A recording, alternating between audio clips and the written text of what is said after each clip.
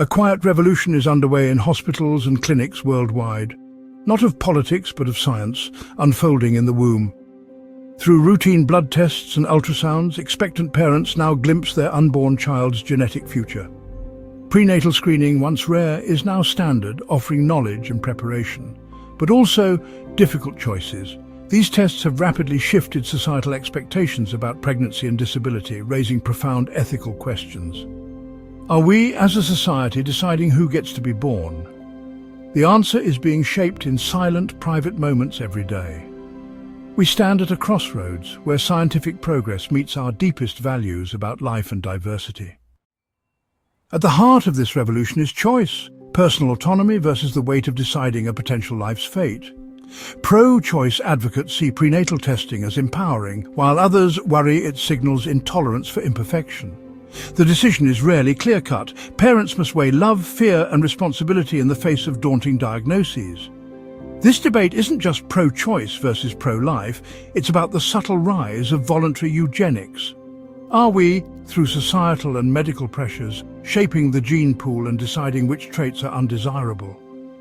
The consequences of these choices ripple far beyond the individual, challenging our collective humanity. Modern parenthood often begins with a routine offer, a peek behind the curtain of pregnancy through prenatal screening. These simple blood tests and ultrasounds assess risk, not certainty, for conditions like Down, Edwards and Patau's syndromes. Low-risk results bring relief. High-risk ones trigger anxiety and a cascade of further riskier tests. Suddenly, parents face complex decisions about conditions they may know little about, often with minimal support. The process transforms abstract statistics into deeply personal dilemmas. The burden of knowledge and what to do with it falls squarely on parents' shoulders. In these quiet moments, the abstract becomes heartbreakingly real. Prenatal screening has evolved from basic age-based risk to sophisticated genetic analysis. Tests like NIPT analyze placental DNA in the mother's blood, offering early, accurate risk assessments for genetic conditions. The way results are communicated can shape parents' emotions and decisions. Words matter as much as numbers. In busy clinics, rushed conversations can leave parents isolated and overwhelmed by cold statistics. The technology promises clarity but often delivers uncertainty and fear. Science provides data but not the wisdom or support needed for life-altering choices. Ultimately, parents must navigate this journey alone, armed with information but little guidance. The impact of a prenatal diagnosis varies dramatically by country and culture. In some places, screening is routine and pressure to terminate is strong. In others, the focus is on preparation, not prevention. Societal values, healthcare systems, and cultural attitudes shape how parents experience and respond to genetic information. For some, continuing a pregnancy with a diagnosis is an act of defiance. For others, it's a reaffirmation of commitment. The same technology can lead to vastly different outcomes, depending on where and how it's used. Real stories reveal a divided world, one where science is neutral, but its application is deeply personal. The rise of genetic testing has created new challenges, forcing us to confront what kind of society we want to build. The word is eugenics. It's a term that carries the weight of history, conjuring images of forced sterilizations and state-sponsored discrimination. Once eugenics was loud and imposed by the state, today it's quieter, framed as personal choice, autonomy and compassion. But if millions of individual choices lead to the same outcome, are we not in effect practicing a new form of eugenics? Genetic screening is seen by many as an act of compassion, reducing suffering and empowering choice. For families facing severe diagnoses, it offers information and the ability to make deeply personal decisions. Advocates stress reproductive autonomy and the right to build families they feel prepared for. It's not about control or perfection, but about giving parents knowledge, support, and the freedom to choose what's best for their lives. Don't forget to like and subscribe now. Disability rights advocates warn that routine prenatal screening sends a message. Some lives are less valuable. It risks creating a world where difference is erased and parents feel pressured to justify bringing a child with a disability into the world. True acceptance means seeing the whole person, not just a diagnosis.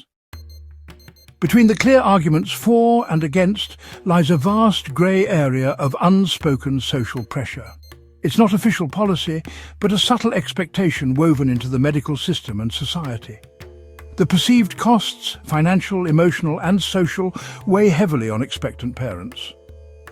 Economic realities and lack of support make the choice feel less like a choice and more like a necessity. It's a quiet, self-fulfilling prophecy. Societal eugenics, not by force, but by eroding support and acceptance. At the heart of the pro-choice position is bodily autonomy, the belief that a woman has the right to make decisions about her own body, health and future. Prenatal testing is seen as a tool for informed choice, not eugenics. Pro-choice advocates argue that only the individual or couple can truly assess their readiness to raise a child with special needs. Ultimately, it's about respecting the judgment of the pregnant woman and trusting her to make the best decision for herself and her family. The pro-life and disability rights stance holds that every life from conception has intrinsic value, regardless of disability. Termination is seen as taking a human life, not a choice. Advocates argue that society's compassion is measured by how it treats its most vulnerable, calling for unconditional acceptance and support for all, not elimination of difference. After a difficult diagnosis, parents face the agonizing quality of life dilemma. What kind of life will my child have? Science can identify a condition but not predict happiness or love. There are no easy answers. Every choice brings uncertainty and pain. This is the heart of the tragedy. No path is easy, no choice without consequence. Down syndrome, or trisomy 21, is the most widely known genetic condition screened for during pregnancy. Each person with Down syndrome is unique, with their own strengths, dreams and challenges. Thanks to medical advances and inclusion, many now live long, meaningful lives, reminding us that a diagnosis does not define a person's worth. At the other end of the spectrum of debilitating conditions is Harlequin-type ichthyosis. This is an extremely rare and severe genetic skin disorder. Babies with this condition are born with thick, diamond-shaped plates of skin that cover their entire body, separated by deep cracks or fissures. This hardened skin severely restricts movement. More critically, it pulls at the facial features, turning the eyelids and lips inside out, and can constrict the chest, making breathing incredibly difficult. It is a condition that is immediately life-threatening, and the initial hours and days after birth are a desperate struggle for survival, requiring intensive neonatal care. Historically, most infants born with Harlequin ichthyosis did not survive more than a few days. The rigid skin plates prevented them from breathing and feeding properly, and the deep fissures in the skin made them highly susceptible to fatal infections. However, with advances in medical care, particularly the use of oral retinoids which can help soften the skin, survival rates have improved. But survival comes at a significant cost. The condition is chronic and has no cure. It requires a relentless and painful daily care regimen, including long baths to soak and scrub off the excess skin, followed by the application of specialized emollients over the entire body to prevent drying and cracking. The quality of life for a person living with Harlequin ichthyosis is a subject of intense and difficult debate. They live with chronic pain from the tight, cracking skin. They are at constant risk of dehydration and life-threatening infections. Their physical appearance is dramatically different, which can lead to social isolation and cruel bullying. Yet many survivors go on to live into their teenage years and even adulthood. They attend school, make friends and find joy in their lives, demonstrating a level of resilience that is almost beyond comprehension. Their stories are a powerful testament to the strength of the human spirit in the face of unimaginable adversity. For expectant parents receiving this diagnosis, the choice is almost incomprehensibly stark. They are faced with the near certainty of a life of profound physical suffering for their child and an all-consuming caregiving role for themselves. The decision is not about preventing a disability in the same way as Down syndrome. It is about preventing a life that will be defined by constant, severe pain. This is where the compassionate argument for termination becomes its most powerful. Many parents, out of a deep sense of protective love, choose to spare their child this existence, a decision that is itself an act of profound grief and heartbreak. When a child is born with a debilitating condition, it is not just the child who is affected. The entire family unit is fundamentally and permanently transformed. The daily rhythm of life changes. Spontaneity gives way to meticulously planned schedules of therapy appointments, medical treatments, and specialized care routines. For a family with a child with Harlequin-type, this might mean hours of bathing and skincare every single day. For a family with a child with Down syndrome, it might involve a constant stream of speech therapy, occupational therapy, and navigating the complexities of an individualized education plan. The focus of the family shifts to meet the needs of its most vulnerable member. This new reality has a profound financial impact. Specialized medical equipment, frequent hospital visits, prescription medications, and private therapies can be incredibly expensive. Even in countries with public health care, there are often significant out-of-pocket costs. One parent may have to leave their job to become a full-time caregiver, drastically reducing the family's income. This financial strain adds another layer of stress to an already emotionally charged situation. Families can find themselves isolated, unable to afford the simple social outings that others take for granted, and constantly worried about how they will provide for their child's future needs. The emotional toll on parents and siblings can be immense. Parents often experience a complex mix of emotions, deep love for their child, but also grief for the life they had imagined, guilt, anxiety about the future, and physical exhaustion. Marriages can be strained under the pressure. Siblings can also struggle, sometimes feeling overlooked as the parent's attention is necessarily focused on the child with special needs. They may also feel a confusing mixture of love, resentment, and a premature sense of responsibility. Yet many siblings also develop an extraordinary capacity for empathy, patience, and compassion that shapes them for life. Despite these immense challenges, many families report that their experience has brought them closer together and given them a deeper appreciation for life. They celebrate milestones that other families might not even notice. They find joy in small moments of progress and connection. The experience forges a unique bond, built on shared struggle, fierce advocacy, and a powerful protective love. They build communities with other families on similar journeys, finding strength and understanding in shared experience. The impact on the family is a complex tapestry of hardship and heartbreak, interwoven with threads of incredible resilience, profound love, and unexpected joy. Eugenics began in the late 1800s with Francis Galton, who believed society could be improved by encouraging the fit to reproduce and discouraging the unfit. This so-called science justified racism, classism, and discrimination, leading to forced sterilization and segregation. Its legacy is a chilling reminder of how prejudice can masquerade as progress.